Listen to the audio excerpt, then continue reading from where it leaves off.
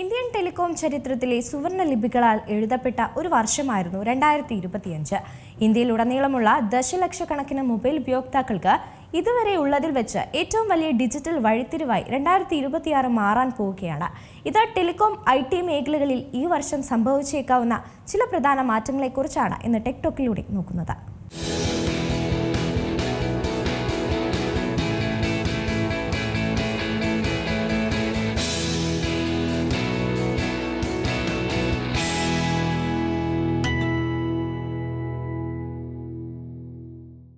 Telecom IT മേഖലകളിൽ 2026 tariff വർധനയടക്കം വിപ്ലവ മാറ്റങ്ങളാണ് വരാനിരിക്കുന്നത്.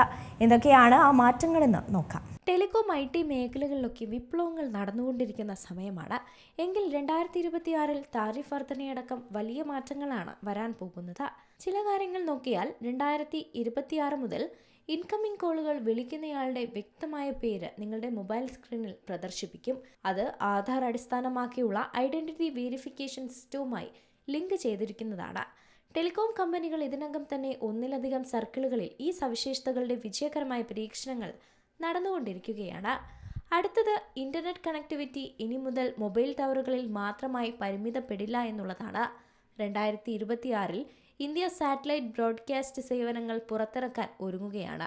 സ്റ്റാർലിങ്ക് പോലുള്ള കമ്പനികൾ ഇന്ത്യൻ വിപണിയിൽ പ്രവേശിക്കും. അടുത്തത് മൊബൈൽ താരിഫുകളുടെ വർധനയാണ്. ഏവരും ആശങ്കയോടെ നോക്കിയ ഒരു കാര്യം കൂടിയാണത്. മൊബൈൽ താരിഫുകൾ 15 മുതൽ 20% വരെ ഉയർന്നേക്കാമെന്നതാണ് ആശങ്കപ്പെടുത്തുന്നത്. മെച്ചപ്പെട്ട സേവനങ്ങളിൽ നിന്ന് ഉപയോക്താക്കൾക്ക് പ്രയോജനം ലഭിക്കുമെങ്കിലും മൊബൈൽ ഉപയോഗ ചെലവും വർദ്ധിക്കാൻ സാധ്യതയുണ്ട്. 2026 മൊബൈൽ താരിഫ് 15 മുതൽ 20% വരെ വർദ്ധിപ്പിക്കാൻ ടെലികോം ഓപ്പറേറ്റർമാർ തയ്യാറെടുക്കുകയുമാണ്. ഇന്ത്യക്ക് സ്വന്തമായൊരു അടിസ്ഥാന AI മോഡൽ വേണമെന്നുള്ളതാണ് അടുത്തത്. സാങ്കേതിക സ്വാശ്രയത്വത്തിലേക്കുള്ള ഒരു പ്രധാന ചുവടുവയ്പിൽ 2026 ഇന്ത്യ സ്വന്തമായി ഒരു അടിസ്ഥാന AI മോഡൽ പുറത്തിറക്കുമെന്നാണ് പ്രതീക്ഷിക്കുന്നത്. ChatGPT, ജെമിനി, ഗ്രോക്ക് തുടങ്ങിയ ആഗോള AI സംവിധാനങ്ങളുമായി മത്സരിക്കുന്നതിനാണ് പ്ലാറ്റ്ഫോം രൂപകൽപ്പന ചെയ്തിരിക്കുന്നത്. അടുത്തത് ഡീപ് ഫേക്കുകൾ നിയന്ത്രിക്കുന്നതിനുള്ള കർശനമായ മാർഗനിർദ്ദേശങ്ങളാണ്. AI വ്യാപനത്തോടെ ഡീപ് ഫേക്ക് വീഡിയോകളും ഓഡിയോയും ഗുരുതരമായ ഭീഷണിയായി ഉയർന്നു വന്നിട്ടുണ്ട്. ഇതിനെ നേരിടാൻ AI ജനറേറ്റഡ് സിന്തറ്റിക് ഉള്ളടക്കം നിയന്ത്രിക്കുന്നതിന് 2026 ഇന്ത്യ കർശനമായ മാർഗനിർദ്ദേശങ്ങൾ അവതരിപ്പിക്കാനും ഒരുങ്ങുകയാണ്. ഇന്ത്യയിലെ പ്രമുഖ സ്വകാര്യ ടെലികോം കമ്പനികളായ Reliance Jio, Bharti Airtel, Vodafone Idea എന്നിവ അടുത്ത വർഷം തങ്ങളുടെ സേവന നിരക്കുകളിൽ വൻ വർധനവ് വരുത്താൻ ഒരുങ്ങുന്നതായാണ് റിപ്പോർട്ട്. പ്രീപെയ്ഡ്, പോസ്റ്റ് പെയ്ഡ് ഉപയോക്താക്കളെ ഒരുപോലെ ബാധിക്കുന്ന തരത്തിൽ ഏകദേശം 20% വരെയുള്ള വർധനവാണ് പ്രതീക്ഷിക്കുന്നത്. ആഗോള ഇൻവെസ്റ്റ്മെന്റ് സ്ഥാപനമായ മോർഗൻ സ്റ്റാൻലിയുടെ ഏറ്റവും പുതിയ റിപ്പോർട്ടുകൾ പ്രകാരം 2026 ഇന്ത്യൻ ടെലികോം വിപണിയിൽ ഈ മാറ്റങ്ങൾ പ്രകടമാകും. രാജ്യത്തെ 4G, 5G സേവനങ്ങളുടെ ഗുണനിലവാരം ഉയർത്തുന്നതിനും അടിസ്ഥാന സൗകര്യ വികസനത്തിനുമായാണ് കമ്പനികൾ ഈ വില വർധനവ് നടപ്പിലാക്കുന്നത്. കഴിഞ്ഞ കുറച്ചു മാസങ്ങളായി ടെലികോം കമ്പനികൾ തങ്ങളുടെ വരുമാനം മെച്ചപ്പെടുത്തുന്നതിനായി വിവിധ തന്ത്രങ്ങളാണ് പയറ്റുന്നത്. ഇതിന്റെ ഭാഗമായി പല ലാഭകരമായ പ്ലാനുകളും നിശബ്ദമായി നിർത്തലാക്കുകയോ അല്ലെങ്കിൽ അവയുടെ ആനുകൂല്യങ്ങൾ വെട്ടിക്കുറയ്ക്കുകയോ ഒക്കെ ചെയ്തിട്ടുണ്ട്. ഉദാഹരണത്തിന്, മുമ്പ് കുറഞ്ഞ നിരക്കിൽ ലഭ്യമായിരുന്ന OTT സബ്സ്ക്രിപ്ഷനുകൾ ഇപ്പോൾ ഉയർന്ന വിലയിലുള്ള പ്ലാനുകളിൽ മാത്രമാണ് ഉൾപ്പെടുത്തിയിരിക്കുന്നത്. ഇത് ഉപയോക്താക്കളെ കൂടുതൽ തുക നൽകി റീചാർജ് ചെയ്യാൻ നിർബന്ധിതരാക്കും. ഒരു ഉപഭോക്താവിൽ നിന്നുള്ള ശരാശരി വരുമാനം, അതായത് ARPU വർദ്ധിപ്പിക്കുക എന്ന ലക്ഷ്യത്തോടെയാണ് കമ്പനികൾ ഇത്തരം നീക്കങ്ങൾ നടത്തുന്നത്. മൊബൈൽ നിരക്കുകൾ വർദ്ധിപ്പിക്കുമ്പോൾ വിപണിയിൽ ഏറ്റവും കൂടുതൽ നേട്ടമുണ്ടാകുന്നത് ഭാരതി എയർടെൽ ആയിരിക്കുമെന്ന് സാമ്പത്തിക വിദഗ്ധർ വിലയിരുത്തുന്നുണ്ട്. മുൻകാലങ്ങളിൽ നിരക്ക് വർദ്ധിച്ചപ്പോഴെല്ലാം എയർടെലിന്റെ വരുമാനത്തിലും ലാഭത്തിലും വലിയ മുന്നേറ്റം രേഖപ്പെടുത്തിയിട്ടുണ്ട്. വോഡാഫോൺ ഐഡിയ പോലുള്ള ദുർബലമായ സാമ്പത്തിക സ്ഥിതിയുള്ള കമ്പനികളെ അപേക്ഷിച്ച് ജിയോയും എയർടെലും ഈ മാറ്റത്തിലൂടെ തങ്ങളുടെ വിപണി വിഹിതം ശക്തമാക്കും. 2026 സാമ്പത്തിക വർഷത്തോടെ കമ്പനികളുടെ സാമ്പത്തിക ഭദ്രത ഉറപ്പാക്കാൻ ഈ വർധനവ് അത്യന്താപേക്ഷിതമാണെന്നാണ് വിലയിരുത്തുന്നത്. ഇന്ത്യൻ ടെലികോം മേഖലയിൽ 2019 ഏറ്റവും വലിയ നിരക്ക് വർധനവുണ്ടായത്. അന്ന് 15 മുതൽ 50% വരെയാണ് പ്ലാനുകളുടെ വില വർദ്ധിച്ചത്. തുടർന്ന് 2021 20 മുതൽ 25%, കഴിഞ്ഞ വർഷം 10 മുതൽ 20% വർധനവുണ്ടായി. 4G നെറ്റ്വർക്കുകളുടെ വിപുലീകരണത്തിനായി വൻതോതിൽ പണം ചിലവാക്കുന്ന സാഹചര്യത്തിൽ കമ്പനികൾക്ക് മുന്നിൽ മറ്റ് വഴികളില്ലാത്ത അവസ്ഥയാണ്. എങ്കിലും നിരക്ക് വർധനവ് സാധാരണക്കാരുടെ ബജറ്റിനെ കാര്യമായി ബാധിക്കുമെന്ന കാര്യത്തിൽ സംശയവുമില്ല. നിലവിൽ 15% വർധനവ് പ്രതീക്ഷിച്ചിരുന്നെങ്കിലും ചില റിപ്പോർട്ടുകൾ പ്രകാരം ഇത് 20% വരെ ഉയരാനുള്ള സാധ്യതയുമുണ്ട്. ഇന്റർനെറ്റും മൊബൈൽ ഫോണും ദൈനംദിന ജീവിതത്തിന്റെ ഒഴിച്ചുകൂടാനാവാത്ത ഭാഗമായി മാറിയ സാഹചര്യത്തിൽ നിരക്ക് വർധനവ് വലിയ ചർച്ചകൾക്ക് വഴിവെച്ചിരിക്കുകയാണ്. ഡിജിറ്റൽ ഇടപാടുകളും ഓൺലൈൻ വിദ്യാഭ്യാസവും വർദ്ധിച്ചു വരുന്ന ഈ കാലഘട്ടത്തിലും മൊബൈൽ ബില്ലുകളിൽ ഉണ്ടാകുന്ന 20% വർധനവ് കുടുംബങ്ങളുടെ മാസ ബജറ്റിൽ കാര്യമായി തന്നെ ഇടിവുണ്ടാക്കും. എങ്കിലും മെച്ചപ്പെട്ട 5G വേഗതയും തടസ്സമില്ലാത്ത നെറ്റ്വർക്ക് കവറേജും നൽകാൻ ഈ അധിക തുക സഹായിക്കുമെന്നാണ് ടെലികോം കമ്പനികളുടെ വാദം. ടെലികോം കമ്പനികൾ നിർമ്മിത ബുദ്ധി സംവിധാനത്തിലേക്ക് മാറുന്നതിന്റെ ഭാഗമായി 1 ലക്ഷം കോടി രൂപ നിക്ഷേപിച്ചേക്കാമെന്ന റിപ്പോർട്ടുകൾ പുറത്തു വന്നിരുന്നു. നെറ്റ്വർക്ക് വിപുലീകരണത്തിൽ നിന്ന് AI അധിഷ്ഠിത ഡാറ്റാ സെന്ററുകൾ, എഡ്ജ് ഇൻഫ്രാസ്ട്രക്ചർ, ക്ലൗഡ് ഫംഗ്ഷനുകൾ എന്നിവയ്ക്കായിട്ടാണ് ഇത്രയും തുക നിക്ഷേപിക്കുന്നത്. പുതിയ സംവിധാനം വഴി വൻതോതിലുള്ള വരുമാന വർധനവാണ് എയർടെൽ, ജിയോ എന്നീ കമ്പനികളും ലക്ഷ്യമിടുന്നത്. ടെലികോം കമ്പനികൾ നിർമ്മിത ബുദ്ധി സംവിധാനത്തിലേക്ക് മാറുന്നതിന്റെ ഭാഗമായി 1 ലക്ഷം കോടി രൂപയോളം നിക്ഷേപിച്ചേക്കുമെന്ന റിപ്പോർട്ടുകൾ വരികയാണ്. സാധാരണ കണക്ടിവിറ്റി സേവനങ്ങൾക്കപ്പുറം പുതിയതും സുസ്ഥിരവുമായ വരുമാന മാർഗങ്ങൾ സൃഷ്ടിക്കാൻ ലക്ഷ്യമിട്ടാണ് പുതിയ നീക്കം വരുന്നത്. B2B അഥവാ കമ്പനികൾക്ക് നൽകുന്ന സേവനങ്ങളിൽ നിന്നുള്ള വരുമാനം വർദ്ധിപ്പിക്കലാണ് ലക്ഷ്യം. നിലവിൽ ടെലികോം കമ്പനികളുടെ മൊത്തം വരുമാനത്തിന്റെ 15 മുതൽ 30% വരുന്ന ഈ B2B വരുമാന വിഹിതം 30 മുതൽ 40% വരെയായി ഉയർന്നേക്കാമെന്നാണ് വിലയിരുത്തൽ. 2027 സാമ്പത്തിക വർഷത്തെ നിക്ഷേപ ബജറ്റിന്റെ 20 മുതൽ 30% ഈ മേഖലയിലേക്കായിരിക്കുമെന്നാണ് പ്രതീക്ഷിക്കുന്നത്. തന്ത്രപരമായ ചുവടുമാറ്റം ടെലികോം കമ്പനികളുടെ സാമ്പത്തിക ഭാവിയെയും പുതിയ വരുമാന സ്രോതസ്സുകളെയും കാര്യമായി തന്നെ സ്വാധീനിക്കും. AI അധിഷ്ഠിത ഡാറ്റാ സെന്റർ മേഖലയിൽ ആധിപത്യം സ്ഥാപിക്കുന്നതിനായി ജിയോ മത്സരാധിഷ്ഠിത തന്ത്രങ്ങളാണ് സ്വീകരിക്കുന്നത്. ഈ 2 കമ്പനികളും കൂടി രാജ്യത്തിന്റെ നിലവിലുള്ള ഡിജിറ്റൽ ഇൻഫ്രാസ്ട്രക്ചറിലേക്ക് 4 മുതൽ 5 ജിഗാവാട്ട് അധിക ശേഷിയാകും സംഭാവന നൽകുക. വിപണിയിൽ ഇത് വൻ മാറ്റങ്ങൾക്ക് വഴിവെക്കുകയും ചെയ്യും. സർവ്വസജ്ജമായ AI സംവിധാനത്തോടൊപ്പം AIക്കായുള്ള ഹാർഡ്വെയർ മുതൽ സോഫ്റ്റ്വെയർ വരെയുള്ള എല്ലാ ഘടകങ്ങളും സ്വന്തമായി നിർമ്മിച്ചു വരുമാനം കണ്ടെത്തുക എന്ന പദ്ധതിയായിരിക്കും ജിയോ രൂപകൽപ്പന ചെയ്യുന്നത്. 5000 കോടി രൂപ നിക്ഷേപിച്ചുകൊണ്ട് നെക്സ്ട്രാ ഡാറ്റാ സെന്ററിന്റെ ശേഷി 240 മെഗാവാട്ടിൽ നിന്ന് 4000 മെഗാവാട്ടായി ഉയർത്താൻ എയർടെൽ പദ്ധതിയിടുന്നുണ്ട്. വിശാഖപട്ടണത്ത് 1 ഗിഗാവാട്ട് ശേഷിയുള്ള AI ഹബിനായുള്ള ഭാരതി എയർടെൽ ഗൂഗിൾ പങ്കാളിത്തവും ഇതിൽ ഉൾപ്പെടും. സോവറിൻ ക്ലൗഡ്, എന്റർപ്രൈസ് AI സേവനങ്ങൾ എന്നിവ കൂടുതൽ വിപുലമായി നൽകുന്നതിന് നെക്സ്ട്രാ ഡാറ്റാ സെന്ററുകൾ ക്രമാനുഗതമായി വികസിപ്പിക്കുക എന്നതിലാണ് എയർടെലും ശ്രദ്ധ കേന്ദ്രീകരിക്കുന്നത്. ഇന്ത്യൻ ടെലികോം ചരിത്രത്തിൽ സുവർണ ലിപികളാൽ എഴുതപ്പെട്ട ഒരു വർഷമാണ് 2025. റിലയൻസ് ജിയോയെ സംബന്ധിച്ചിടത്തോളം ഇതൊരു സാധാരണ വർഷമായിരുന്നില്ല, മറിച്ച് ഒരു പരിണാമ ഘട്ടമായിരുന്നു. എതിരാളികളുമായി താരതമ്യം ചെയ്യുമ്പോൾ അവർക്ക് ചിന്തിക്കാൻ പോലും സാധിക്കാത്ത ഉയരങ്ങളിലേക്കാണ് ജിയോ ഈ വർഷം പറന്നുയർന്നത്. വിപണിയിലെ മറ്റു മത്സരാർത്ഥികൾ നിലനിൽപ്പിനായി പൊരുതുമ്പോഴും ഒരു ടെലികോം സേവന ദാതാവ് എന്നതിലുപരി ഡിജിറ്റൽ ഭാവിയുടെ നെടും തൂണായി ജിയോ സ്വയം അടയാളപ്പെടുത്തിയ വർഷം കൂടിയാണിത്. 2025 ആദ്യ 10 മാസത്തിനുള്ളിൽ മാത്രം 2.72 കോടി പുതിയ വരിക്കാരെയാണ് ജിയോ കുടുംബത്തിലേക്ക് ചേർത്തിരുന്നത്. 2025 ഒക്ടോബർ 31 കണക്കുകൾ പ്രകാരം ജിയോയുടെ ആകെ വരിക്കാരുടെ എണ്ണം 50.93 കോടിയായി ഉയർന്നിരുന്നു. ഇന്ത്യക്കാർ ഇന്റർനെറ്റ് ഉപയോഗിക്കുന്ന രീതിയെ തന്നെ ജിയോ മാറ്റിമറിച്ചു. ജിയോ നെറ്റ്വർക്കിലെ ഡാറ്റ ഉപയോഗത്തിൽ അവിശ്വസനീയമായ വർധനവായിരുന്നു ഈ വർഷം രേഖപ്പെടുത്തിയതും. എതിരാളികളുമായി താരതമ്യം ചെയ്തു കഴിയുമ്പോൾ അവർക്ക് ചിന്തിക്കാൻ പോലും സാധിക്കാത്ത ഉയരങ്ങളിലേക്കാണ് ജിയോ ഈ വർഷം പറന്നുയർന്നത്. വിപണിയിലെ മറ്റു മത്സരാർത്ഥികൾ നിലനിൽപ്പിനായി പൊരുതുമ്പോഴും ഒരു ടെലികോം സേവന ദാതാവ് എന്നതിലുപരി ഡിജിറ്റൽ ഭാവിയുടെ നെടും തൂണായി ജിയോ സ്വയം അടയാളപ്പെടുത്തിയ ഒരു വർഷം കൂടിയായിരുന്നു ഇത്. 2025 ആദ്യ 9 മാസത്തിനുള്ളിൽ 162 എക്സാബൈറ്റ്, അതായത് ഏകദേശം 16,200 കോടി GB ഡാറ്റയാണ് ജിയോ നെറ്റ്വർക്കിലൂടെ ഒഴുകിയത്. ഒരു ഉപഭോക്താവിന്റെ ശരാശരി ഡാറ്റ ഉപയോഗം 32.3 GB നിന്ന് 38.7 GB ആയി വർദ്ധിക്കുകയും ചെയ്തിട്ടുണ്ട്. ഇതിൽ 50% ഡാറ്റയും സംഭാവന ചെയ്തത് 5G നെറ്റ്വർക്കാണ്. 23.4 കോടിയിലധികം ഉപയോക്താക്കൾ 5Gയിലേക്ക് മാറിയതാണ് ഈ മാറ്റത്തിന് കാരണം. ഈ ഡാറ്റ ശേഖരമാണ് ജിയോയുടെ ഭാവി AI മോഡലുകൾക്കുള്ള ഇന്ധനമായി മാറിയത്. വയർലെസ് ഇന്റർനെറ്റ് രംഗത്ത് അമേരിക്കൻ കമ്പനിയായ T-Mobileനെ പിന്നിലാക്കി ജിയോ എയർ ഫൈബർ ലോക 1-ാം നമ്പർ എന്ന പദവിയിലേക്കും ഉയർന്നിട്ടുണ്ട്. 5G, 6G സാങ്കേതിക വിദ്യകളിലായി 3400-ലധികം പേറ്റന്റുകൾ നേടിയ ജിയോയുടെ തദ്ദേശീയ സാങ്കേതിക വിദ്യയാണ് ഈ നേട്ടത്തിന് പിന്നിലും. പ്രതിമാസം 10 ലക്ഷം പുതിയ കണക്ഷനുകൾ എന്ന നിരക്കിൽ വളരുന്ന എയർ ഫൈബറിന് ഇപ്പോൾ 1 കോടിയിലധികം ഉപഭോക്താക്കളുമുണ്ട്. ടെലികോമിനപ്പുറത്ത് വളരാൻ ജിയോ തന്ത്രപരമായ പങ്കാളിത്തമാണ് 2025-ൽ സ്വീകരിച്ചത്. ലോകത്തിലെ ഏറ്റവും വലിയ ടെക് കമ്പനികൾ ജിയോയുടെ സഹകരിക്കാൻ ക്യൂ നിൽക്കുന്ന കാഴ്ചയും നമ്മൾ കണ്ടു. ഇലോൺ മസ്കിന്റെ സ്റ്റാർലിങ്കുമായി ചേർന്ന് ഇന്ത്യയുടെ വിദൂര ഗ്രാമങ്ങളിൽ അതിവേഗ ഇന്റർനെറ്റ് എത്തിക്കാനുള്ള നീക്കമാണ് ജിയോ നടത്തിയത്.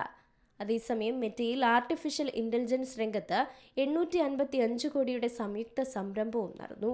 ഗൂഗിൾ ആൻഡ് മൈക്രോസോഫ്റ്റിൽ ക്ലൗഡ് സേവനങ്ങൾക്കും ഡാറ്റാ സെന്ററുകൾക്കുമായി വലിയ കരാറുണ്ട്. ഗൂഗിൾ ജെമിനി 3 പ്രോ ഓഫറുകൾ ജിയോ ഉപയോക്താക്കൾക്ക് ലഭ്യമാക്കിയതും ഇതിന്റെ ഭാഗമായിരുന്നു. 2025-ൽ ജിയോ എടുത്ത ഏറ്റവും വലിയ തീരുമാനം AI രംഗത്തേക്കുള്ള കാൽവെപ്പാണ്. കേവലം കണക്ടിവിറ്റി നൽകുന്ന കമ്പനി എന്നതിൽ നിന്ന് റിലയൻസ് ഇന്റലിജൻസ് എന്ന നിലയിലേക്ക് മാറാനുള്ള ശ്രമങ്ങൾ കമ്പനി ആരംഭിച്ചു കഴിഞ്ഞു. ലാർജ് ലാംഗ്വേജ് മോഡലുകളെ പരിശീലിപ്പിക്കാനും ഇന്ത്യക്ക് അനുയോജ്യമായ AI സൊല്യൂഷനുകൾ വികസിപ്പിക്കാനും ജിയോയുടെ വമ്പൻ ഡാറ്റ ശേഖരം ഉപയോഗപ്പെടുത്തുന്നുണ്ട്. നിക്ഷേപകർ ആകാംക്ഷയോടെ കാത്തിരിക്കുന്ന വാർത്ത 2025-ൽ ഔദ്യോഗികമായി സ്ഥിരീകരിക്കപ്പെട്ടിട്ടുമുണ്ട്. 2026-ന്റെ ആദ്യ പകുതിയിൽ ജിയോ പ്ലാറ്റ്ഫോംസ് IPO നടത്തുമെന്ന പ്രഖ്യാപനം വിപണിയിൽ വലിയ ഉണർവാണ് ഉണ്ടാക്കിയത്. ഇന്ത്യയുടെ ചരിത്രത്തിലെ തന്നെ ഏറ്റവും വലിയ പബ്ലിക് ലിസ്റ്റിംഗ് ആയിരിക്കും ഇതെന്ന് സാമ്പത്തിക ലോകവും വിലയിരുത്തുന്നു. ഇന്ത്യൻ ഉപഭോക്താക്കൾക്കുള്ള പ്രതിമാസ റെസിഡൻഷ്യൽ പ്ലാൻ നിരക്കുകൾ വെളിപ്പെടുത്തി ഇലോൺ മസ്കിന്റെ ഉപഗ്രഹ ഇന്റർനെറ്റ് കമ്പനിയായ സ്റ്റാർലിങ്ക് രംഗത്തെത്തിയിരുന്നു. എങ്കിലും രാജ്യത്ത് സേവനം ആരംഭിക്കുന്നതിനുള്ള അന്തിമ അനുമതിക്കായി കാത്തിരിക്കുകയാണ് ഇപ്പോഴും കമ്പനി. വീടുകളിലെ ആവശ്യങ്ങൾക്കുള്ള സ്റ്റാർലിങ്ക് കണക്ടിവിറ്റിക്ക് 8,600 രൂപയായിരിക്കും പ്രതിമാസ നിരക്ക്. ഇതോടെ 34,000 രൂപ നൽകി ഹാർഡ്വെയർ കിറ്റും വാങ്ങണം. റെസിഡൻഷ്യൽ പാക്കേജ് എടുക്കുന്നവർക്ക് 30 ദിവസം അൺലിമിറ്റഡ് ഡാറ്റ ഉപയോഗിക്കാനാവുന്ന ട്രയൽ പീരീഡ് ആനുകൂല്യവും ഇതിലൂടെ ലഭിക്കും. ഇന്ത്യൻ ഉപഭോക്താക്കൾക്കുള്ള പ്രതിമാസ റെസിഡൻഷ്യൽ പ്ലാൻ നിരക്കുകൾ വെളിപ്പെടുത്തിക്കൊണ്ട് ഇലോൺ മസ്കിന്റെ ഉപഗ്രഹ ഇന്റർനെറ്റ് കമ്പനിയായ സ്റ്റാർലിങ്ക് രംഗത്ത് വന്നിരുന്നു. എങ്കിൽ പോലും രാജ്യത്ത് സേവനം ആരംഭിക്കുന്നതിനുള്ള അന്തിമ അനുമതിക്കായി കാത്തിരിക്കുകയാണ് കമ്പനി ഇപ്പോഴും. വീടുകളിലെ ആവശ്യങ്ങൾക്കുള്ള സ്റ്റാർലിങ്ക് കണക്ടിവിറ്റിക്ക് 8,600 രൂപയിലധികം പ്രതിമാസ നിരക്കായിരുന്നു പറഞ്ഞത്. ഇതോടൊപ്പം 34,000 രൂപ നൽകി ഹാർഡ്വെയർ കിറ്റും വാങ്ങേണ്ടതുണ്ട്. റെസിഡൻഷ്യൽ പാക്കേജ് എടുക്കുന്നവർക്ക് 30 ദിവസം അൺലിമിറ്റഡ് ഡാറ്റ ഉപയോഗിക്കാവുന്ന ട്രയൽ പീരീഡ് അനുകൂലവും ലഭിക്കും. സ്റ്റാർലിങ്ക് വെബ്സൈറ്റിൽ ഇപ്പോൾ കാണിച്ചിരിക്കുന്ന നിരക്കിൽ ചിലപ്പോൾ മാറ്റം വന്നേക്കാമെന്നും റിപ്പോർട്ടുകൾ പറയുന്നുണ്ട്. സർക്കാരിൽ നിന്ന് ഇനിയും ലഭിക്കാനുള്ള അനുമതി ലഭിച്ചതിനു ശേഷം അന്തിമ നിരക്ക് വ്യക്തമാക്കും. മാത്രവുമല്ല, സ്റ്റാർലിങ്ക് ഇന്ത്യയുടെ വെബ്സൈറ്റിൽ വാണിജ്യ ഉപയോക്താക്കൾക്കുള്ള ബിസിനസ് സബ്സ്ക്രിപ്ഷൻ നിരക്ക് എത്രയാണെന്നും വ്യക്തമാക്കിയിട്ടില്ല. വർഷങ്ങളായി ഇന്ത്യയിൽ സേവനം ആരംഭിക്കാനുള്ള ശ്രമത്തിലാണ് സ്റ്റാർലിങ്ക്. സർക്കാരിൽ നിന്നുള്ള ഒട്ടേറെ നടപടിക്രമങ്ങളിലൂടെ ഇതിനകം തന്നെ കമ്പനി കടന്നു പോയിട്ടുണ്ടെങ്കിലും അന്തിമ അനുമതി ലഭിച്ചിട്ടില്ല. ഇതിനകം തന്നെ വിവിധ വകുപ്പുകളുടെ അനുമതികൾ കമ്പനി സമ്പാദിച്ചിട്ടുമുണ്ട്. രാജ്യത്ത് സേവനം ആരംഭിക്കുന്നതിനുള്ള അടിസ്ഥാന സൗകര്യങ്ങൾ ഒരുക്കുന്ന ജോലികളും നടക്കുന്നുണ്ട്. ഭ്രമണപഥത്തിൽ പ്രവർത്തനക്ഷമമായ 7,000-ഓളം ഉപഗ്രഹങ്ങളുടെ സ്റ്റാർലിങ്ക് ആണ് ലോകത്തെ ഏറ്റവും വലിയ ഉപഗ്രഹ ശൃംഖല സ്വന്തമായുള്ള സാറ്റ്കോം കമ്പനി. രാജ്യത്ത് പരമ്പരാഗത ഇന്റർനെറ്റ് എത്തിക്കാൻ പ്രയാസമുള്ള സങ്കീർണമായ ഭൂപ്രദേശങ്ങളിൽ അതിവേഗ കണക്ടിവിറ്റി എത്തിക്കാൻ ഉപഗ്രഹ ഇന്റർനെറ്റ് സേവനത്തിലൂടെ സാധിക്കും. തിരക്കുള്ള നഗരമേഖലയിലും പരമ്പരാഗത ഇന്റർനെറ്റ് സേവനങ്ങൾക്ക് സ്വാധീനമുള്ള ഇടങ്ങളിലും സ്റ്റാർലിങ്ക് ലഭിച്ചേക്കില്ല. പ്രധാന കാരണം വളരെ മിതമായ പ്രതിമാസ നിരക്കിൽ പരമ്പരാഗത സേവനങ്ങൾ ഇന്ത്യയിലെ മിക്ക ഇടങ്ങളിലും ലഭ്യമാണ് എന്നതാണ്. മൊബൈൽ ഫൈബർ ഇന്റർനെറ്റ് സേവനങ്ങൾക്ക് 500 രൂപയിൽ താഴെ മാത്രമേ വിലയുള്ളൂ. അതുകൊണ്ട് തന്നെ വനമേഖല, പർവ്വത മേഖല, മലയോര മേഖല ഉൾപ്പെടെ കണക്ടിവിറ്റി പ്രശ്നങ്ങളുള്ള ഒറ്റപ്പെട്ട ഭൂപ്രദേശങ്ങളിൽ താമസിക്കുന്നവരുടെ കണക്ടിവിറ്റി ആവശ്യങ്ങളായിരിക്കും സ്റ്റാർലിങ്ക് മുൻഗണന നൽകുക. എല്ലാ കാലാവസ്ഥയിലും സ്റ്റാർലിങ്ക് തടസ്സമില്ലാത്ത സേവനം നൽകുമെന്നാണ് കമ്പനിയുടെ വാഗ്ദാനം. സ്റ്റാർലിങ്ക് ഉപകരണങ്ങൾ എളുപ്പം ഘടിപ്പിക്കാനാവുന്നതാണെന്നും ഉപയോഗിച്ച് തുടങ്ങിക്കഴിഞ്ഞാൽ പകരം പ്ലഗിൽ കണക്ട് ചെയ്യേണ്ട ആവശ്യം മാത്രമേയുള്ളൂ എന്നും കമ്പനി പറയുന്നുണ്ട്. ജിയോ പ്ലാറ്റ്ഫോംസ്, ഭാരതി എയർടെൽ എന്നീ സ്ഥാപനങ്ങളുമായി സഹകരിച്ചുകൊണ്ടാണ് സ്റ്റാർലിങ്ക് സേവനങ്ങൾ രാജ്യത്തെ ഉപയോക്താക്കൾക്ക് എത്തിക്കുന്നതും. സ്റ്റാർലിങ്കിന് മുമ്പ് തന്നെ യൂടെൽസാറ്റിന്റെ OneWeb റിലയൻസ് ജിയോ എന്നീ കമ്പനികൾക്ക് സാറ്റ്കോം ലൈസൻസ് എന്ന് വിളിക്കപ്പെടുന്ന global mobile personal communication satellite licence ലഭിച്ചിരുന്നു. ടെലികോം വകുപ്പിന്റെ യൂണിഫൈഡ് ലൈസൻസും സ്റ്റാർലിങ്കിന് ലഭിച്ചിട്ടുണ്ട്. രാജ്യമെമ്പാടും 5G സേവനങ്ങൾ വ്യാപകമാക്കിയിട്ടും പ്രതീക്ഷിച്ച വേഗം ഫോണിൽ ലഭിക്കുന്നില്ലെന്ന പരാതി പലർക്കുമുണ്ട്. സിഗ്നൽ ബാർ ഫുള്ളായി കാണിക്കുമെങ്കിലും വീഡിയോ ബഫറാകുന്നതും പേജുകൾ ലോഡാകാത്തതും വല്ലാത്ത തലവേദനയാണ്. പലപ്പോഴും മൊബൈൽ നെറ്റ്വർക്കിന്റെ പ്രശ്നത്തേക്കാൾ ഉപരി നമ്മുടെ ഫോണിലെ ചില ക്രമീകരണങ്ങളെ പിഴവാകാം ഇതിന് കാരണം. ഇന്റർനെറ്റ് വേഗം വർദ്ധിപ്പിക്കാൻ ഫോണിൽ ശ്രദ്ധിക്കേണ്ട ചില കാര്യങ്ങൾ നോക്കാം. രാജ്യമെമ്പാടും ഇപ്പോൾ 5G സേവനങ്ങളാണ് വ്യാപകമാക്കിയിരിക്കുന്നത്. എന്നിട്ട് പോലും പ്രതീക്ഷിച്ച വേഗത അത് ഫോണിൽ ലഭിക്കാറില്ല പലർക്കും. സിഗ്നൽ ഫുള്ളായി കാണിച്ചാൽ പോലും വീഡിയോകൾ ബഫറാകുന്നതും പേജുകൾ ലോഡാകാത്തതുമൊക്കെ വലിയ തലവേദനയായി മാറുകയാണ്. ഇതിൽ ആദ്യം പരിശോധിക്കേണ്ട ചില കാര്യങ്ങളുണ്ട്, അതും ഫോൺ സെറ്റിംഗ്സിൽ തന്നെ. ഫോണിലെ നെറ്റ്വർക്ക് പ്രിഫറൻസ് ആണ് ആദ്യം നോക്കേണ്ടത്. ഫോൺ സെറ്റിംഗ്സിൽ SIM card and mobile network എന്ന ഓപ്ഷൻ എടുക്കണം. ഇതിൽ പ്രിഫേർഡ് നെറ്റ്വർക്ക് ടൈപ്പ് മോഡിലാണോ എന്നും ഉറപ്പുവരുത്തണം. ചിലപ്പോൾ ഇത് LTE ഓൺലി അല്ലെങ്കിൽ 4G എന്നതിലായിരിക്കും സെറ്റ് ചെയ്തിട്ടുണ്ടാവുക. അങ്ങനെയാണെങ്കിൽ അത് 5G കവറേജ് ഉള്ള സ്ഥലത്താണെങ്കിൽ പോലും 5G വേഗത ലഭിക്കുകയില്ല. ഡാറ്റ സേവർ അല്ലെങ്കിൽ ലോ ഡാറ്റ മോഡ് ഓൺ ചെയ്തു വച്ചിട്ടുണ്ടോ എന്ന് പരിശോധിക്കുന്നത് അടുത്ത പടിയാണ്. ഡാറ്റ ലഭിക്കാൻ ഇത് സഹായിക്കുമെങ്കിലും ഇന്റർനെറ്റിന്റെ വേഗത ഗണ്യമായി തന്നെ കുറയ്ക്കാനും ഇത് കാരണമാകും. വേഗമാണ് നിങ്ങൾക്ക് പ്രധാനമെങ്കിൽ ഈ ഓപ്ഷൻ ഓഫ് ചെയ്ത് വെക്കുന്നതാണ് ഉചിതം. കൂടാതെ ബാക്ക്ഗ്രൗണ്ടിൽ പ്രവർത്തിക്കുന്ന അനാവശ്യ ആപ്പുകൾ ക്ലോസ് ചെയ്യുകയും ഓട്ടോമാറ്റിക് ആപ്പ് അപ്ഡേറ്റുകൾ വൈഫൈയിലേക്ക് മാത്രമായി പരിമിതപ്പെടുത്തുന്നതും മൊബൈൽ ഡാറ്റയുടെ വേഗത കൂടാൻ സഹായിക്കുന്നതാണ്. APN അഥവാ ആക്സസ് പോയിന്റ് നെയിം സെറ്റിംഗ്സിൽ റീസെറ്റ് ചെയ്ത് നോക്കാവുന്നതാണ്. നെറ്റ്വർക്ക് സെറ്റിംഗ്സിൽ തന്നെ ഇതിനുള്ള ഒരു ഓപ്ഷനും ലഭ്യമാണ്.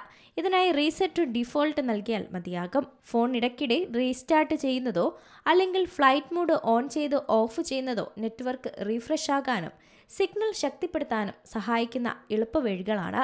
ഇന്ത്യ ഇന്ന് അതിൻ്റെ ഡിജിറ്റൽ യാത്രയിലെ ഒരു നിർണായക ഘട്ടത്തിലാണ്. ഓൺ ഡിമാൻഡ് ഉള്ളടക്കത്തിലേക്കും ഡാറ്റ അധിഷ്ഠിത സേവനങ്ങളിലേക്കും ലോകം അതിവേഗം മാറിക്കൊണ്ടിരിക്കുമ്പോൾ ഉള്ളടക്ക വിതരണത്തെ പുനർനിർവചിക്കാൻ മാത്രമല്ല നിലനിൽക്കുന്ന ഡിജിറ്റൽ വിഭജനം ഇല്ലാതാക്കാനും സാധ്യതയുള്ള ശക്തമായ സാങ്കേതിക വിദ്യകളൊക്കെ അണിയറയിൽ ഒരുങ്ങുകയാണ്. ഡയറക്ട് ടു മൊബൈൽ അഥവാ D2M ആണ് അതിൽ മെയിൻ. BIS Expo 2025 D2M സാങ്കേതികവിദ്യ പ്രധാന ചർച്ചാ വിഷയമായിരുന്നു.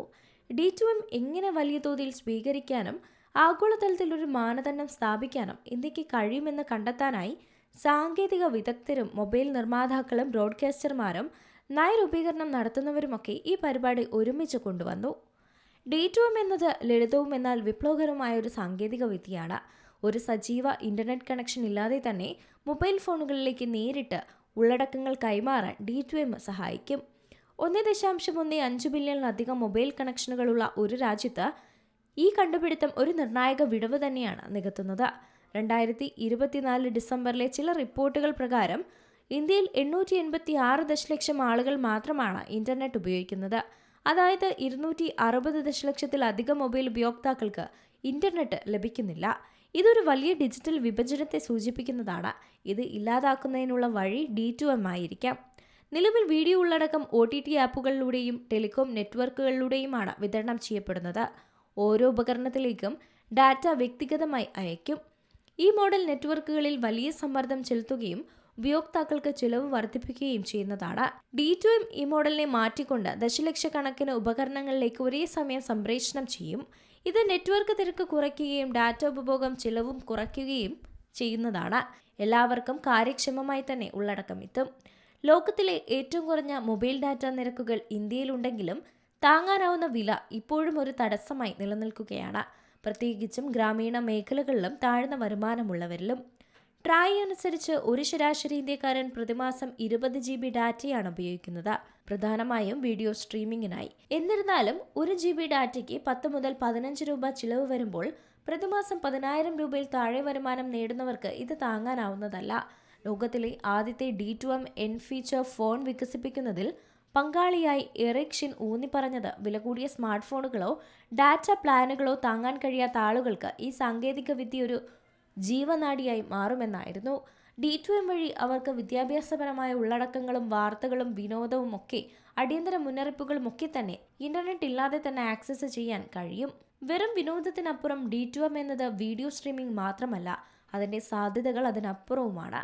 ഭൂകമ്പം, വെള്ളപ്പൊക്കം അല്ലെങ്കിൽ മറ്റ് പ്രകൃതി ദുരന്തങ്ങൾ പോലുള്ള അടിയന്തര സാഹചര്യങ്ങളിൽ ആപ്പുകളെയും ഒന്നും ആശ്രയിക്കാതെ പ്രധാനപ്പെട്ട മുന്നറിയിപ്പുകൾ എല്ലാ മൊബൈൽ ഉപകരണങ്ങളിലേക്കും നേരിട്ട് തന്നെ പ്രക്ഷേപണം ചെയ്യാനും കഴിയും.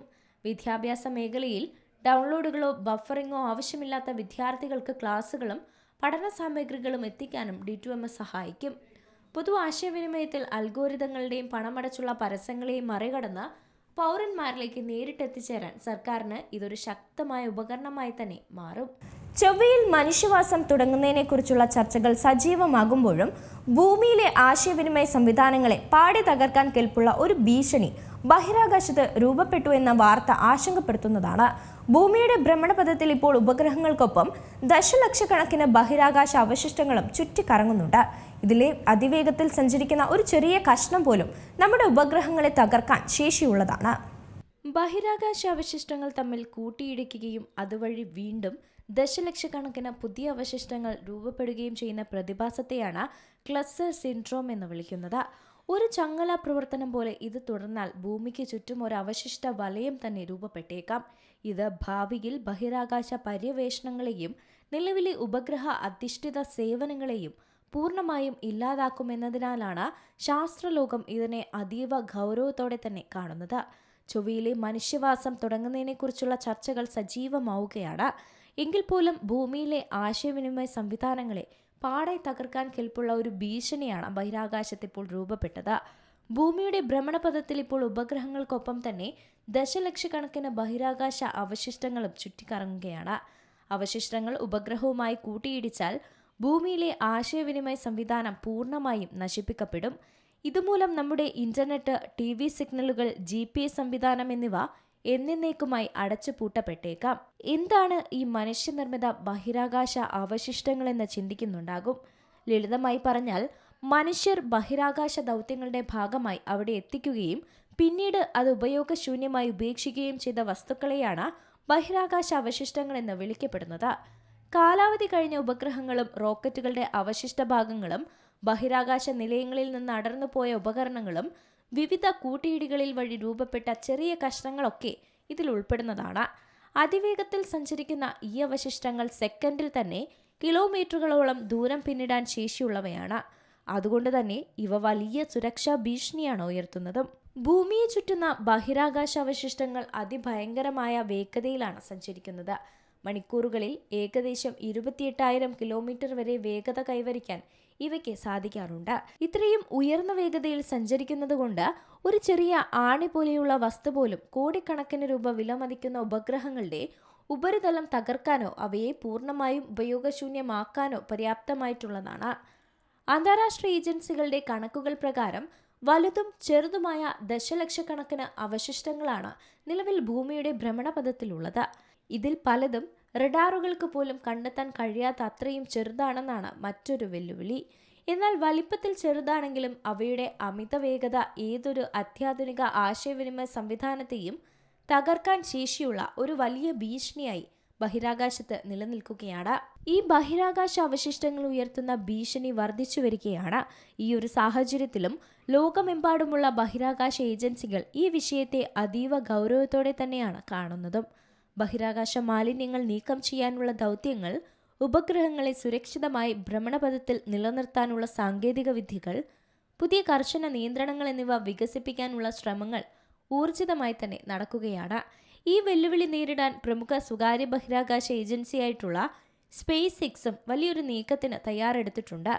നിലവിൽ 550 കിലോമീറ്റർ ഉയരത്തിലുള്ള ഭൂമിയുടെ താഴ്ന്ന ഭ്രമണപഥത്തിൽ വിന്യസിച്ചിരിക്കുന്ന ആയിരക്കണക്കിന് സ്റ്റാർലിങ്ക് ഉപഗ്രഹങ്ങളെ ഏകദേശം 480 കിലോമീറ്റർ ഉയരത്തിലേക്ക് താഴ്ത്താനാണ് കമ്പനിയുടെ തീരുമാനം. ബഹിരാകാശ അവശിഷ്ടങ്ങളുമായുള്ള നിലവിലെ കൂട്ടിയിടി ഒഴിവാക്കാൻ ലക്ഷ്യമിട്ടുള്ള ഈ ഒരു നടപടി 2026 പൂർത്തിയാക്കാനാണ് ലക്ഷ്യമിടുന്നത്. നിലവിൽ 10,000-ലധികം ഉപഗ്രഹങ്ങളാണ് സ്റ്റാർലിങ്കിന് മാത്രമായി ബഹിരാകാശത്തുള്ളത്. എങ്കിലും ഇത്തരം പരീക്ഷണങ്ങളും മാലിന്യ നിർമ്മാർജ്ജന ദൗത്യങ്ങളും പ്രായോഗികമായി തന്നെ എത്രത്തോളം വിജയകരമാവുമെന്നാണ് ശാസ്ത്രലോകം ഉറ്റുനോക്കുന്നത്. ഒരുപാട് മാറ്റങ്ങളും അതിനനുസരിച്ചുള്ള പ്രശ്നങ്ങളുമൊക്കെ ഇന്ന് ടെലികോം മേഖലയിലും സാങ്കേതിക വിദ്യയിലുമൊക്കെയുണ്ട്. AI എത്തിയതോടെ എല്ലാം മാറി മറിഞ്ഞു എന്ന് തന്നെ പറയാം. എന്തായാലും ഇന്ത്യ ഈ മാറ്റത്തിനൊക്കെ തയ്യാറാണോ എന്ന ചോദ്യം മുന്നിലുണ്ടെങ്കിലും യഥാർത്ഥ ചോദ്യം ഈ പരിവർത്തനത്തിന് ഇന്ത്യ നേതൃത്വം നൽകുമോ എന്നുള്ളതാണ്. ഏറ്റവും പുതിയ വാർത്തകളും വിശേഷങ്ങളും വിരൽ തുമ്പിലറിയാൻ Zee മലയാളം ന്യൂസ് എല്ലാ ഡിജിറ്റൽ പ്ലാറ്റ്ഫോമുകളിലും ലഭ്യം.